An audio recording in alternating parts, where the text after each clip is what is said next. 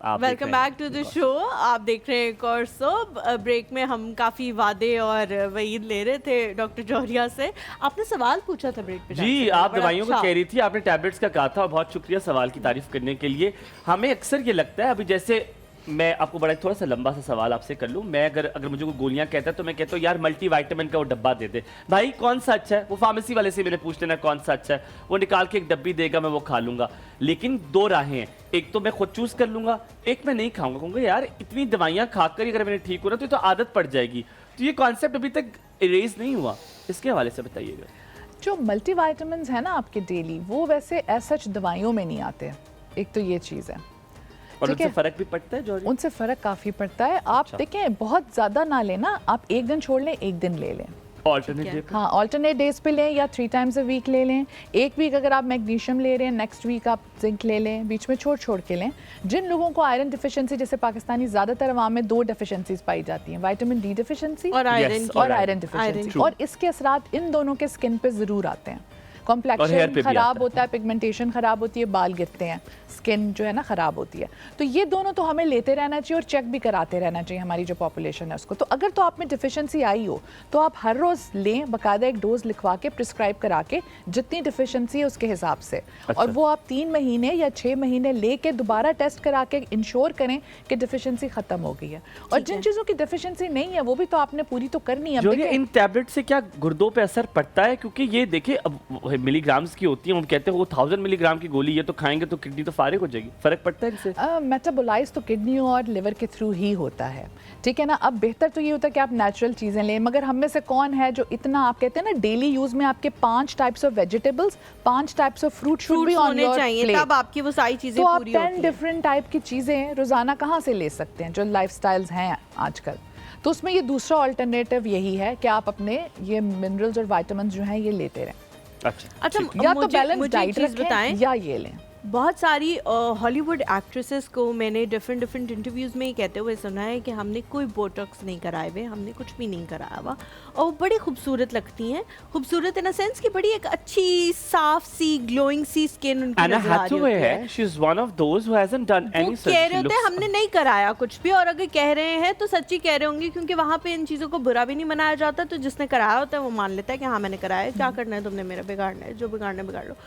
तो मुझे ये चीज़ अच्छी लगती है। वो क्या करते हैं, वो भी इसी प्रिवेंशन की तरफ आते हैं, पहले से अपनी स्किन का ख्याल रखना शुरू कर देते हैं, तभी उनकी स्किन इतनी ग्लोइंग होती है और उन्हें फिर प्रोसीजर्स की जरूरत नहीं पड़ती। इस पे एक्चुअली ना उनकी ये चीज़ें प्रिवेंशन की बहुत अच्छी आ रही हैं। बायोस्टिमुलेटर्स आ रहे हैं, स्किन बूस्टर्स कहलाते हैं ये, ठीक है, वो ये यूज़ करते हैं। अब बायोस्टिमुलेटर्स और स्किन बूस्टर्स अभी जो नया which is all the rage in UK है अभी आजकल, वो पॉलीपेप्टाइड्स हैं। वो सब अपनी स्किन के ऊपर पॉलीपेप्टाइड इंजेक्शंस लगवा रहे हैं। ये करते क्या है कि आपका कोलेजन, इलास्टिन, हाइलुरॉन, ये तीनों चारों चीज़ों की प्रोडक्शन जारी रखते हैं ज़्यादा।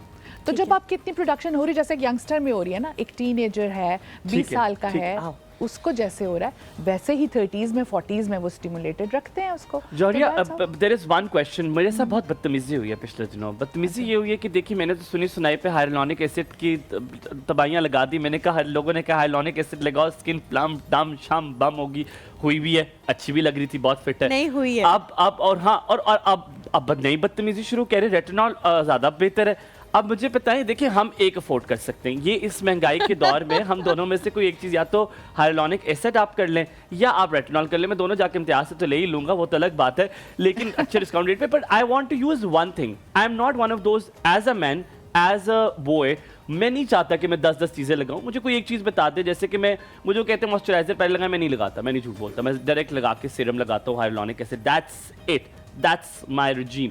हाइलुरोनिक एसिड ज़्यादा बेहतर है, रेटिनॉल बेहतर है, दोनों के मुख्तलिफ काम, पर अगर एक लगाना हो तो क्या लगाएं?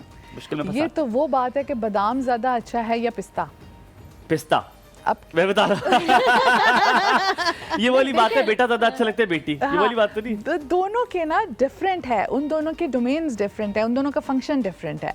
जो हाइलुरोन है वो देखिए आपकी स्किन, आप समझें एक बेड पे आप चादर बिछाते हैं ना, उसके नीचे आपने गद्दा अगर डाला हुआ होगा, और जो गद्दा है अगर वो खुद बैठा हुआ होगा, स्पंज उसका थोड़ा मुड़ा सा होगा, तो चादर के ऊपर सिलवटें पड़ी होंगी, ठीक है। तो जो हाइलुरोन है ना वो ये गद्दा है नीचे जिसके ऊपर स्किन आनी है, जो वो उसको क्लियर करता है। अगर आप जितना नया मोल्टीफॉर्म जब लाते लगाते हैं वो क्या बड़ा सख्त होता है, good. तो उसके ऊपर चादर कितनी खिंची हुई आती है, ऐसे ही होता है। तो जितना आप में हाइलुरॉन होगा स्किन के नीचे, उतनी आपकी स्किन टाइट आएगी, क्योंकि वो बेस है।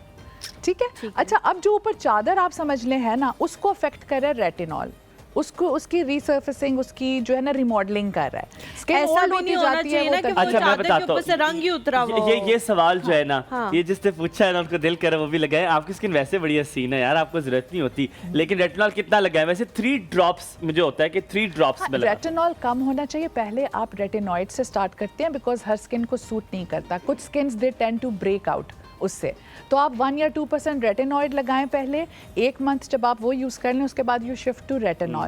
और फिर रेटिनॉल भी अब देखें ना, ज़्यादातर किसी ऑयल बेस के अंदर, जैसे squalane, retinol in squalane is a good वो अच्छा। डायरेक्ट लगाने की बजाय। अब आप ऐसे प्रोडक्ट्स बता रहे हो ना नहीं, वो कि thin हो जाती है। नहीं हलीमा, ये इतना महंगा नहीं है। अगर उसकी रिसर्फेसिंग ज्यादा होगी तो इट विल बिकम थिन। तो आपने ये करना है कि बहुत ज्यादा रिसर्फेसिंग नहीं करानी।